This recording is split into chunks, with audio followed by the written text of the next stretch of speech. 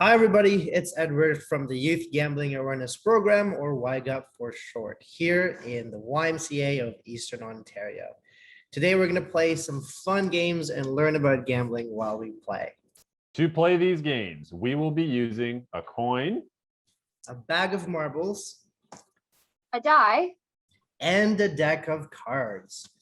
For those of you at home, you will need a paper and a pen to play along. The first thing we need to do is think of 4 of our favorite things. Now, we have 2 rules while we're doing this. You have to own them. So as much as you may love your family, your car, or your house, you don't personally own those items, so you wouldn't want to write that down. It can't be a person. Again, we love our friends and family, but we don't own them. So let's make our list. All right, so I have on my list a coffee mug, a wallet, my headphones, and my phone. That's awesome, Yasmin. On my list, I also have a coffee mug. I have my favorite blanket. I have my cell phone, and I also have my golf clubs. Okay, we are now ready to start playing. We are going to play 4 games, all of them based on chance. Hey, what does that mean? What is chance? When you play a game of chance, it means you have no control over the outcome of the game, so you can never know for sure if you're going to win or lose. That's right. Ready for the first game? Okay, let's flip this coin. Now, before I do, we're going to guess if it will land on heads or tails. Write down your guess beside the first item on your list. If we guess correctly, then next to the first item listed, write a 2 to show that we won and doubled up on that item. These items are our wagers. A wager is something you bet with. Keep in mind that since this is just for fun, we're actually going to have to give away our favorite things. But let's see how many items we will have by the end of the game. Okay, here it goes. I'm going to flip the coin. And it landed on heads. Here you go. It landed on heads. So if you were correct, you write a 2 next to that object. And if you're wrong, you cross off the first one. Well, I won, so I guess I win extra Swedish berries. I'm pretty happy about that. What did you win or lose, Ima? I actually also won. I guessed heads, and I put down my favorite cup. So I guess that means I get 2 of my favorite cup now? Well, congratulations to all of you that doubled up on your favorite objects. Now, before we play the next activity, I have a question for you. If we were actually risking our items and maybe winning more of our favorite things, would we be gambling? Well, Paul, the definition of gambling is when you bet something of value on a game or activity and you don't know if you will win or lose. The items on our list are our favorite things, so they are valuable to us. And each of these games is based on chance. We don't know if we are going to win or lose. So yes, if we were actually risking our items, we would be gambling. Okay, we are ready for a second activity. This time, we're going to play with the marbles. In this bag, there are 5 marbles. There are 4 light marbles and 1 dark. We have to try and pull out the dark marble.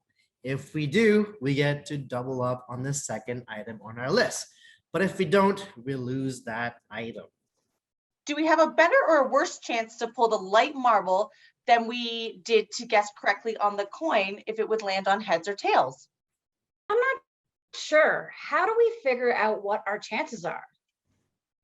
One way is to look at our odds. Odds are our chances of winning compared to our chances of losing. We have 1 dark marble, so 1 chance to win, and 4 light marbles, so 4 chances of losing. That means our odds are 1 out of 4. And if we look now at the coin, it has 2 sides. So we have 1 chance to win and 1 chance to lose. So we had better odds of guessing the right answer when we flipped the coin. All right, so let's see how this activity turns out. I'm gonna shuffle the bag. All right, so try to pull out one marble and it's a light marble. So again, you're going to cross out two if you've won, but since we're wrong, you don't get to double up your item. Well, I lost, and that makes me feel sad because I lost my favorite camera. What about you, Courtney? I lost too. And that makes me super sad because I'd written down my bike. That was my second item that I've actually lost. So I'm not feeling really great right now. In our next activity, we are going to try and guess the number that will be rolled with this die. So let's figure out the probability of us guessing correctly. Well, I'm going to guess that we roll a 5. There's only 1 5 on this die, so we have 1 chance of that happening. And there are a total of 6 sides. So we have 6 possible outcomes. So the probability of guessing correctly is 1 out of 6. Okay, so let's give this a try. Everyone write down the number you think is going to be rolled beside the item that you are risking. It landed on a 2. So if you guessed a 2, then write down another 2 beside your item. But if you guess wrong, you have to cross out the 3rd item on your list. I lost and I put my iPad as my favorite item, so I'm feeling kind of sad. What about you, Christy? I'm pretty disappointed as well. I put down my cell phone and I did not guess correctly, so I lost my cell phone. This is not good. Sorry to hear. When we are betting something of value, we have to consider not only how it affects us as players, but how losing might affect others around us. It's exciting if we win, but if we lose, it might impact more than just ourselves. So if I bet my television and I lost, I have to consider how much this affects other parts of my life as well. I share my TV with other people in my house. So if it's gone, not only does this affect me, but others won't be able to watch TV anymore either. We have one more game to play. Here we have a deck of cards, 52 cards. We have to try and guess what card will be pulled, the number and the suit. But before we guess, let's figure out the odds and probability of guessing correctly. Okay, so we said that the odds are the chances of winning compared to the chances of losing. There is only 1 of each card, so 1 chance of being right, and there are 51 chances of being wrong. So the odds are 1 in 51. I don't know about you guys, but this seems like the trickiest game yet with the worst odds and probability of winning. All right, everyone. Pick your number and suit and write it down beside your last item. Shuffle the cards. Show you the cards. Here we go. We're going to pick one random card. All right. And the card is 10 of diamonds. Ugh, I was so close. I had a 6 of diamonds, but I lost. And that means I lose the book that I'm reading right now, and I don't get to know what the ending is. What happened with you, Courtney? Well, I guessed the 5 of hearts, so I didn't get it right. And my glasses are what I put down. So that's actually going to be probably a big problem.